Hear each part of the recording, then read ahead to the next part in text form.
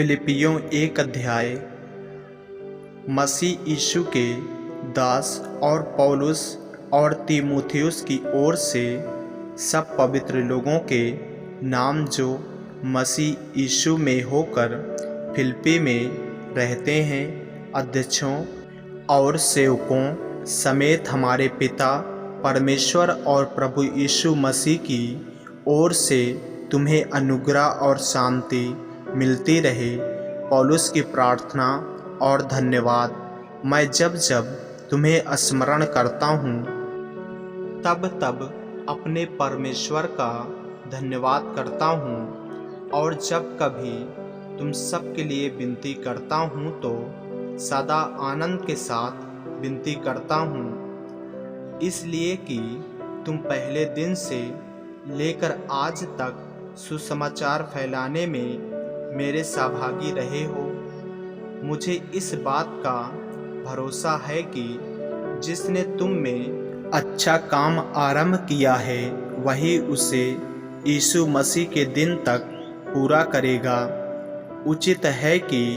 मैं तुम सब के लिए ऐसा ही विचार करूं, क्योंकि तुम मेरे मन में आ बसे हो और मेरी कैद में और सुसमाचार के लिए उत्तर और प्रमाण देने में तुम सब मेरे साथ अनुग्रह में सहभागी हो। इसमें परमेश्वर मेरा गवाह है कि मैं मसीह यीशु की सी प्रीत करके तुम सब के लिए लालसा करता हूँ। मैं यह प्रार्थना करता हूँ कि तुम्हारा प्रेम, ज्ञान और सब प्रकार के विवेक सहित और भी बढ़ता जाए, यहाँ तक कि तुम उत्तम से उत्तम बातों को प्रिय जानो और मसीह के दिन तक सच्चे बने रहो और ठोकर न खाओ, और उस धार्मिकता के फल से जो यीशु मसीह के द्वारा होते हैं भरपूर होते जाओ, जिससे परमेश्वर की महिमा और स्तुति होती रहे। पौलुस की कैद से सुसमाचार की उन्नति। हे भाइयों, मैं चाहता हूँ कि तुम यह जान लो कि मुझ पर जो बीता है उससे सुसमाचार ही की बढ़ती हुई है, यहाँ तक कि कैसर के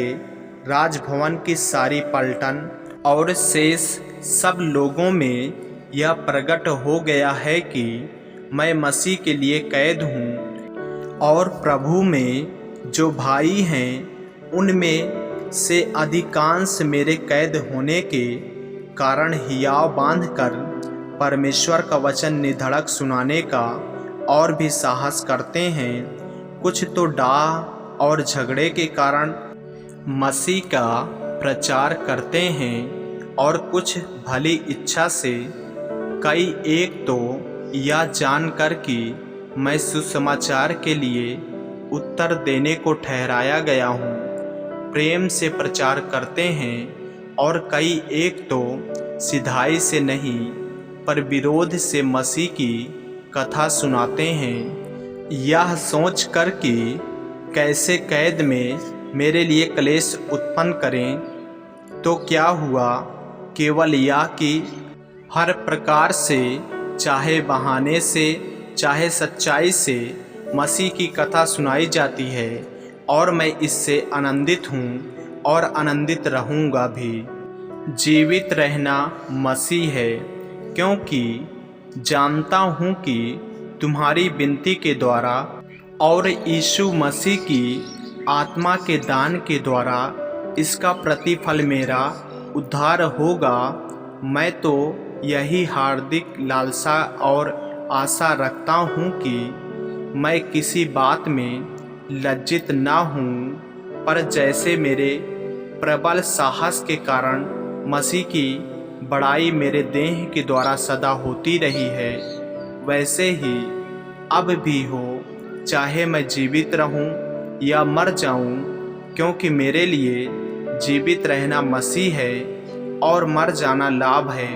पर यदि शरीर में जीवित रहना ही मेरे काम के लिए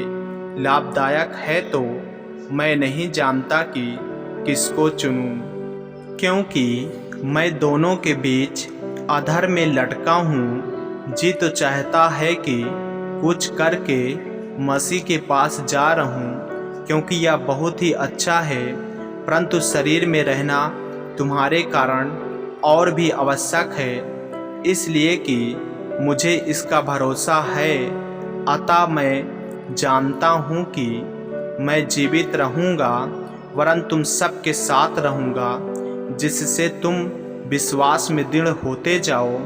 और उसमें आनंदित रहो। और जो घमंड तुम मेरे विषय में करते हो, वह मेरे फिर तुम्हारे पास आने से मसीह यीशु में अधिक बढ़ जाए। केवल इतना करो कि तुम्हारा चाल चलन मसीह के सुसमाचार के योग्य हो, कि चाहे मैं